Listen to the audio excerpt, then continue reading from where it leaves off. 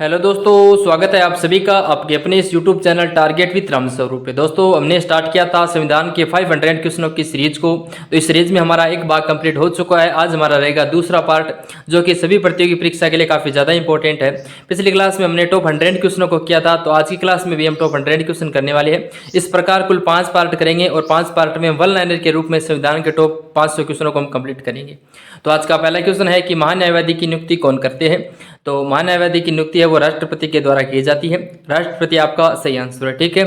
अगले क्वेश्चन की बात करते हैं। क्वेश्चन है कि महान्यायवादी की नियुक्ति किस अनुच्छेद के अंतर्गत की जाती है। करेक्ट आंसर की अगर हम बात करते हैं तो महान्यायवादी की नियुक्ति है वो आर्टिकल 76 के तहत की जाती है। ये भी आपको ध्यान में रखना है। कौन नियुक्ति करता है और किस आर्टिकल के तहत करता है, ये भी आपको ध्यान में रखना है। अगला क्वेश्चन है कि महान्यायवादी को उसके पद से कैसे हटाया जा सकता है। राइट आंसर की बात करते हैं तो राष्ट्रपति के द्वारा महान्यायवादी को उसके पद से हटाया जा सकता है। अगला क्वेश्चन है कि भारत की महान्यायवादी को वोट डालने का अधिकार नहीं है। ये किस आर्टिकल के अनुच्छेद में है, तो आर्टिकल 88 में है इसका प्रावधान, ठीक है। अगला क्वेश्चन है कि नियंत्रक एवं महालेखा परीक्षक की नियुक्ति कौन करता है। यह भी काफ़ी ज़्यादा अच्छा क्वेश्चन है। तो नियंत्रक और महालेखा परीक्षक की नियुक्ति है यानी कि अटॉर्नी जनरल की, तो राष्ट्रपति के द्वारा की जाती है। अगला क्वेश्चन है कि नियंत्रक व महालेखा परीक्षक अपना त्यागपत्र किसे देता है। तो नियंत्रक व महालेखा परीक्षक है अपना त्यागपत्र राष्ट्रपति को देती है। निर्वाचन आयोग का गठन कौन करता है। तो राष्ट्रपति करते हैं निर्वाचन आयोग का गठन, ठीक है। अगला क्वेश्चन है कि निर्वाचन आयोग की नियुक्ति कितने वर्ष के लिए की जाती है। यह भी अच्छा क्वेश्चन है। तो 5 वर्ष के लिए निर्वाचन आयोग की नियुक्ति की जाती है।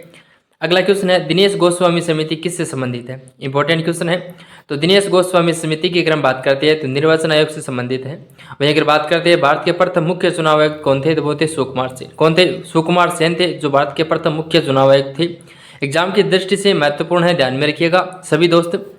अगला क्वेश्चन है संविधान के किस भाग में संघीय न्यायपालिका का उल्लेख है। तो भाग 5 में संघीय न्यायपालिका का उल्लेख है भारतीय संविधान में, ठीक है। ये क्वेश्चन इंपॉर्टेंट है।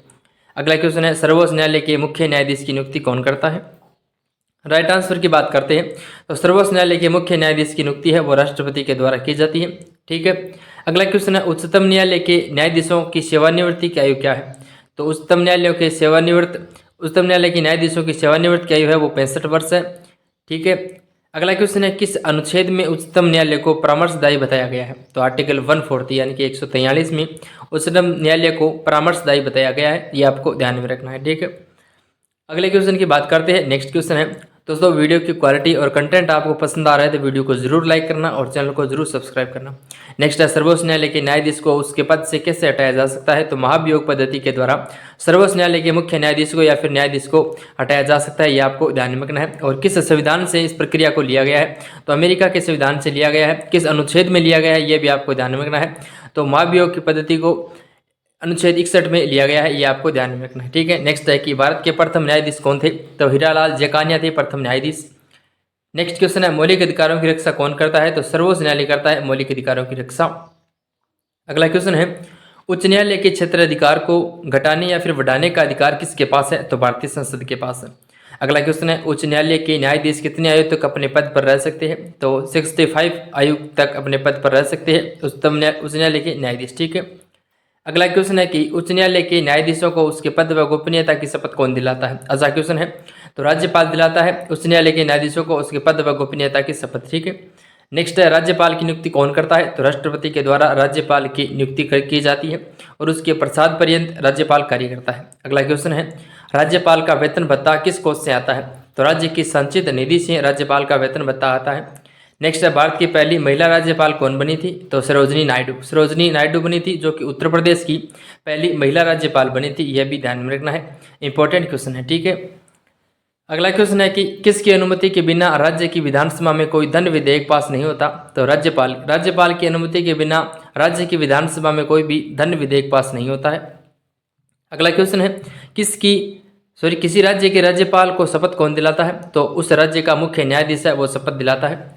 अगला क्वेश्चन है कि मुख्यमंत्री की नियुक्ति किस आर्टिकल के अंतर्गत की जाती है। तो आर्टिकल 163 यानी कि 163 के तहत किस राज्य में मुख्यमंत्री की नियुक्ति की जाती है। अगला क्वेश्चन है कि कौन सी महिला प्रथम मुख्यमंत्री बनी थी। तो सुचेता कृपलानी। और कहाँ की बनी। तो उत्तर प्रदेश की पहली महिला मुख्यमंत्री बनी सुचेता कृपलानी। ये आपको ध्यान में रखना है, एग्जाम की दृष्टि से काफ़ी ज़्यादा इंपॉर्टेंट है, तो ध्यान में रखिएगा सारे दोस्त, ठीक है।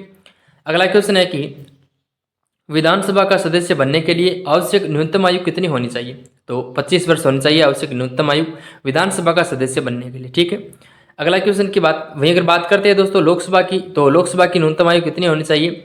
तो लोकसभा की न्यूनतम आयु है, इसमें आपका सही आंसर हो जाएगा तो इनकी भी 25 वर्ष होनी चाहिए प्रधानमंत्री बनने के लिए और लोकसभा सदस्य बनने के लिए। अगला क्वेश्चन है विधान परिषद सदस्य बनने के लिए न्यूनतम आयु कितनी होनी चाहिए?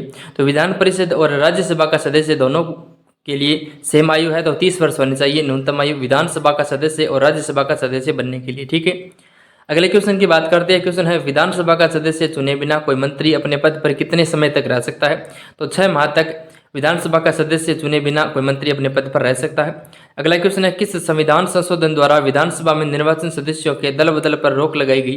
तो 52वां संविधान संशोधन जो कि 1985 ईस्वी में हुआ, उसके द्वारा विधानसभा के निर्वाचित सदस्यों के दल बदल पर रोक लगाई गई। ठीक है, अगले क्वेश्चन की बात करते हैं। क्वेश्चन है कि भारत की कितने प्रकार की आपातकालीन व्यवस्था पर विचार किया जा सकता है? तो भारत में कुल 3 प्रकार की आपातकालीन व्यवस्था पर विचार किया जा सकता है। ध्यान में रखेंगे, इंपॉर्टेंट है तीनों एग्जाम की दृष्टि से। किस किस आर्टिकल के तहत? तो 352, 356 और 360, 3 के तहत भारत में आपातकालीन व्यवस्थाओं पर विचार किया जा सकता है। नेक्स्ट है कि भारत में अब तक कितनी बार आपातकाल की घोषणा की जा चुकी है? तो भारत में 3 बार आपातकाल की घोषणा की जा सकती है हो चुकी है। तो राष्ट्रीय, वित्तीय और राजकीय आपातकाल, 3 प्रकार का आपातकाल घोषित किया जा सकता है। नेक्स्ट है किस अनुच्छेद के तहत राष्ट्रपति राष्ट्रीय आपातकाल की घोषणा करता है? तो आर्टिकल 352 के तहत राष्ट्रपति है वो राष्ट्रीय आपातकाल की घोषणा करता है। ठीक है, अगले क्वेश्चन की बात करते हैं। नेक्स्ट क्वेश्चन है भारत में वित्तीय आपात की घोषणा कितनी बार हुई है? तो अभी तक एक भी बार नहीं हुई भारत में वित्तीय आपातकाल की घोषणा, ये आपको ध्यान में रखना है, इंपॉर्टेंट क्वेश्चन है एग्जाम की दृष्टि से। ठीक है, आर्टिकल 360 के अंदर वित्तीय आपातकाल की घोषणा की जाती है, ये भी आपको ध्यान में रखना है। अगला क्वेश्चन है संविधान के किस भाग में पंचायती राज का वर्णन है? तो भाग 9 में, संविधान के भाग 9 में पंचायती राज का वर्णन है। और संविधान के किस भाग में संशोधन प्रक्रिया का वर्णन है? तो भाग 20 में है संशोधन प्रक्रिया का वर्णन। और संविधान संशोधन है वो किस अनुच्छेद में उल्लेखित है? तो 368 में है संविधान संशोधन का वर्णन। अगला क्वेश्चन है भारतीय संविधान में भारत प्रथम संशोधन कब हुआ? तो भारतीय संविधान में प्रथम संशोधन है वो 1951 ईस्वी में हुआ। और बात करते हैं कि कौन सा हुआ? तो 9वीं अनुसूची वाला जो संशोधन हुआ वो 1951 में प्रथम संशोधन हुआ। ठीक है, नेक्स्ट है किस संविधान संशोधन में लोकसभा का कार्यकाल 6 वर्ष से घटाकर 5 वर्ष कर दिया गया? तो 44वें संविधान संशोधन जो कि कब हुआ? तो 1978 ईस्वी में 44वें संविधान संशोधन हुआ, उसके तहत लोकसभा का कार्यकाल 6 वर्ष से घटाकर 5 वर्ष कर दिया गया। ठीक है, एग्जाम की दृष्टि से महत्वपूर्ण है। अगला क्वेश्चन है कि संविधान सभा का अस्थायी अध्यक्ष कौन था? तो सच्चिदानंद सिन्हा। सच्चिदानंद सिन्हा था जो संविधान सभा का अस्थायी अध्यक्ष था। ठीक है दोस्तों, महत्वपूर्ण क्वेश्चन है। नेक्स्ट है संविधान, भारत में संविधान कब लागू हुआ? तो 26 जनवरी 1950 को भारत में संविधान लागू हुआ। अगला क्वेश्चन है कि संविधान निर्माताओं ने सबसे अधिक ध्यान किस पर दिया? राइट आंसर है प्रस्तावना पर। संविधान निर्माताओं ने सर्वाधिक ध्यान प्रस्तावना पर दिया। अगला क्वेश्चन है भारतीय संविधान की उद्देशिका में परिवर्तन किस संविधान संशोधन अधिनियम के द्वारा किया गया? तो भारतीय संविधान की उद्देशिका यानी प्रस्तावना में संशोधन है वो 42वें संविधान संशोधन अधिनियम 1976 के द्वारा किया गया, ये आपको ध्यान में रखना है। ठीक है, महत्वपूर्ण क्वेश्चन है। अगले क्वेश्चन की बात करते हैं। नेक्स्ट क्वेश्चन है कि भारत में किस प्रकार की शासन व्यवस्था अपनाई गई? इंपॉर्टेंट क्वेश्चन है। तो ब्रिटिश संसदात्मक प्रणाली को अपनाया गया है भारत में, जो कि एक शासन व्यवस्था है। ठीक है, यह महत्वपूर्ण है। अगले क्वेश्चन की बात करते हैं। नेक्स्ट क्वेश्चन है कि भारतीय संविधान का कौन सा लक्षण है वो आयरिश संविधान यानी कि आयरलैंड के संविधान से अनुप्रेरित है? तो राइट आंसर नीति निर्देशक तत्व। नीति निर्देशक तत्व को आयरलैंड के संविधान से वर्णित किया गया है। नेक्स्ट है कि भारतीय संविधान का सबसे बड़ा एकांकी स्रोत कौन सा है? राइट आंसर है गवर्नमेंट ऑफ इंडिया एक्ट 1935 है, वो भारतीय संविधान का सबसे बड़ा एकांकी का स्रोत है। ठीक है, अगला क्वेश्चन है कि विधि के समक्ष समानता कहाँ से ली गई है? तो इंग्लैंड यानी कि ब्रिटेन के संविधान से विधि के समक्ष समता को लिया गया है, यह भी इंपॉर्टेंट है, एग्जाम की दृष्टि से महत्वपूर्ण है, ध्यान में रखना। ठीक है, अगला क्वेश्चन है कि बात करते हैं दोस्तों विधि के समक्ष समता के आर्टिकल की, तो किस में वर्णित है? तो आर्टिकल 14 में वर्णित है। नेक्स्ट है प्रस्तावना की भाषा किस देश के संविधान से ली गई है? राइट आंसर ऑस्ट्रेलिया के संविधान से प्रस्तावना की भाषा को लिया गया है। अगला क्वेश्चन है भारत में संविधान के किस भाग में संशोधन का वर्णन किया गया है? तो भाग 20 में संशोधन की प्रक्रिया का वर्णन किया गया है। अगला क्वेश्चन है कि संविधान के किस भाग में नागरिकता का वर्णन है? तो भाग 2 में नागरिकता का वर्णन है और किस आर्टिकल से किस आर्टिकल के तहत है, तो आर्टिकल 5 से 11 के तहत नागरिकता का वर्णन किया गया है। नेक्स्ट है कि भारतीय संविधान के किस अनुच्छेद में यह लिखा है कि भारत एक राज्यों का संघ रहेगा, तो भारत एक राज्यों का संघ है, ये आर्टिकल 1 के तहत बताया गया है, ये भी आपको ध्यान में रखना है। अगला क्वेश्चन है भारतीय संविधान के किस अनुच्छेद में कल्याणकार राज्य की अवधारणा वर्णित है, तो आर्टिकल 39। आर्टिकल 39 में यह वर्णन है कि कल्याणकारी राज्य की अवधारणा वर्णित है भारत में। नेक्स्ट है कि संविधान के किस अनुच्छेद में मंत्रिमंडल शब्द का प्रयोग संविधान में एक बार हुआ है, तो अनुच्छेद 352 में मंत्रिमंडल शब्द का प्रयोग संविधान में एक बार हुआ है। ठीक है। नेक्स्ट है कि संविधान के किस अनुच्छेद के अंतर्गत अधीन न्यायालय या फिर जिला न्यायालय का वर्णन है, तो आर्टिकल 233 के तहत है, जिसमें अधीन न्यायालय या फिर जिला न्यायालय का वर्णन है। नेक्स्ट है कि अनुच्छेद 352 का संबंध किससे है, करेक्ट आंसर है राष्ट्रपति शासन से संबंध रखते हैं अनुच्छेद 352, 56 और 360। ठीक है, तीनों महत्वपूर्ण है। अगला क्वेश्चन है संविधान के किस अनुच्छेद के अंतर्गत राज्य सरकार को ग्राम पंचायत संगठन का निर्देश दिया गया, तो ग्राम पंचायत का निर्देश की अगर हम बात करें तो इसका वर्णन आर्टिकल 40 में दिया गया है, जो कि संविधान में वर्णित है। ठीक है। नेक्स्ट है कि किस अनुच्छेद के अंतर्गत उपराष्ट्रपति पद की व्यवस्था है, तो आर्टिकल 36, यानी कि आर्टिकल 63 में वर्णन है संविधान में उपराष्ट्रपति के पद का। नेक्स्ट है कि वित्तीय आपात की घोषणा किस अनुच्छेद के अंतर्गत की जाती है, तो आर्टिकल 30 के अंदर की जाती है वित्तीय आपातकाल की घोषणा। ये मैं आपको 2-3 बार बता चुका हूँ, काफ़ी ज़्यादा महत्वपूर्ण क्वेश्चन है। अगला क्वेश्चन है कि भारतीय संविधान में वर्णित किया गया राज्यों का एक संघ है, तो भारतीय संविधान में भारत वर्णित किया गया है, तो भारत एक राज्यों का संघ है। नेक्स्ट है नए राज्य का गठन अथवा उसकी सीमा में परिवर्तन करने का अधिकार किसको है, तो संसद को है। अगला क्वेश्चन है भाषाई आधार पर राज्यों का पुनर्गठन किस वर्ष किया गया, तो 1956 ईस्वी में किया गया भाषाई आधार पर राज्यों का पुनर्गठन। ठीक है। अगले क्वेश्चन की बात करते हैं। अगला क्वेश्चन से पहले देख लेते हैं, तो राज्यों का पुनर्गठन सबसे पहले बात करते हैं, तो सबसे पहले आंध्र प्रदेश का किया गया भाषाई आधार पर सर्वप्रथम राज्य का गठन। ठीक है, यह आपका आंध्र प्रदेश करेक्ट आंसर है। नेक्स्ट है भारत में इस समय कितने राज्य फिर केंद्र शासित प्रदेश हैं, तो भारत में कुल 28 राज्य और 8 केंद्र शासित प्रदेश हैं। नेक्स्ट है किस संविधान संशोधन के अंतर्गत सिक्किम को भारत का सह राज्य बनाया गया, तो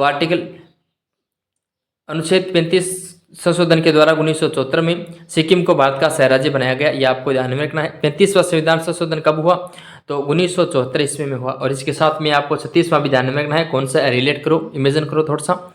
नेक्स्ट है कि राज्य पुनर्गठन आयोग के अध्यक्ष कौन थे, तो वो थे फजल अली। नेक्स्ट है राज्यों का निर्माण किस अनुच्छेद के अंतर्गत होता है, तो आर्टिकल 3 के तहत होता है राज्यों का निर्माण का वर्णन। ठीक है। नेक्स्ट है कि मौलिक अधिकारों के बारे में सुनवाई करने का अधिकार किसको है, तो सर्वोच्च न्यायालय को है मौलिक अधिकारों की सुनवाई करने का अधिकार। अगला क्वेश्चन से पहले देख लेते हैं इंपॉर्टेंट क्वेश्चन से पहले इसकी डिटेल, तो मौलिक अधिकारों के बारे में सुनवाई करने का अधिकार है वो आर्टिकल 32 में वर्णित है और किसको है, तो सर्वोच्च न्यायालय को है। ठीक है। नेक्स्ट है मौलिक अधिकारों में संशोधन का अधिकार किसको है, तो संसद को है। तो तीनों पॉइंट अपने आप में महत्वपूर्ण है, ध्यान में रखिएगा। नेक्स्ट है B.R. अम्बेडकर ने किसे संविधान का हृदय या फिर आत्मा की संज्ञा दी है, तो संवैधानिक उपचारों का अधिकार, संवैधानिक उपचारों का अधिकार जिसमें B.R. अम्बेडकर ने इसे संविधान की हृदय या फिर आत्मा की संज्ञा दी है और किस अनुच्छेद में वर्णित है, तो आर्टिकल 32 में संवैधानिक उपचारों को वर्णित किया गया है, यह आपको ध्यान में रखना है। और संवैधानिक उपचारों के अधिकार के तहत 5 रिट जारी की जाती है, यह आपको ध्यान में रखना है। तो पहली है कि परमादेश, किस याचिका का अर्थ होता है, तो हम आदेश देते हैं, यह परमादेश में वर्णित है या याचिका है। नेक्स्ट है कि मूल अधिकारों पर प्रतिबंध लगाने का अधिकार किसके पास है, तो संसद के पास है मूल अधिकारों पर प्रतिबंध लगाने का अधिकार। ठीक है। अगला क्वेश्चन है भारतीय संविधान में नागरिकता संबंधी अधिकार किस अनुच्छेद में दिए गए हैं, तो नागरिकता संबंधी अधिकार है वो आर्टिकल 5 से 11 तक दिए गए हैं।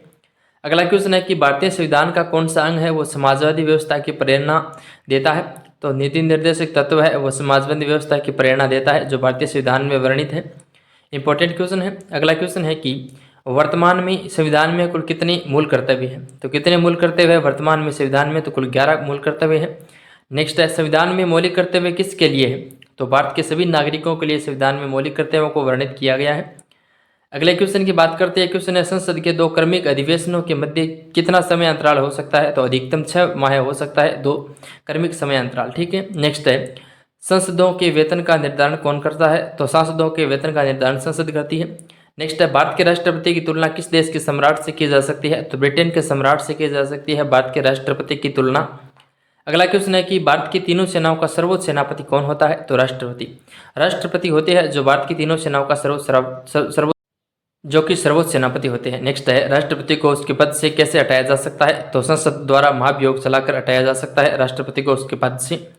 अगला क्वेश्चन है कि राष्ट्रपति पर महाभियोग की प्रक्रिया कहाँ से ली गई है? तो अमेरिका के संविधान से लिया गया है महाभियोग की प्रक्रिया को, आर्टिकल 61 में। नेक्स्ट है कि राष्ट्रपति पद रिक्त होने पर कितने समय में भरना आवश्यक है? तो 6 माह के भीतर राष्ट्रपति के पद को भरना आवश्यक है। अगला क्वेश्चन है राष्ट्रपति अपना त्यागपत्र किसे सौंपता है? तो राष्ट्रपति अपना त्यागपत्र है वो उपराष्ट्रपति को सौंपता है, और उपराष्ट्रपति अपने त्यागपत्र की बात करते हैं तो वो राष्ट्रपति को सौंपते हैं। दोनों आपस में अपना त्यागपत्र सौंपते हैं, यह भी आपको ध्यान में रखना है। नेक्स्ट है किस विधेयक को राष्ट्रपति पुनर्विचार के लिए भेज सकता है? तो धन विधेयक को। नेक्स्ट है कि किसी व्यक्ति को दोषी पाए जाने पर कौन उसे क्षमादान दे सकता है? तो राष्ट्रपति उसे क्षमादान दे सकता है। यदि कोई व्यक्ति दोषी पाया जाता है और इसे याचिका के द्वारा अगर क्षमादान देता है तो राष्ट्रपति दे सकता है। नेक्स्ट है भारत का राष्ट्रपति राज्यसभा में कितने सदस्य मनोनीत कर सकता है? तो कुल 12 सदस्य मनोनीत कर सकता है। अगले क्वेश्चन की बात करने से पहले देख लेते हैं तो कितने सदस्यों को मनोनीत करता है? तो ये आपको ध्यान में रखना है, 2 सदस्यों को मनोनीत करता है लोकसभा में, ठीक है।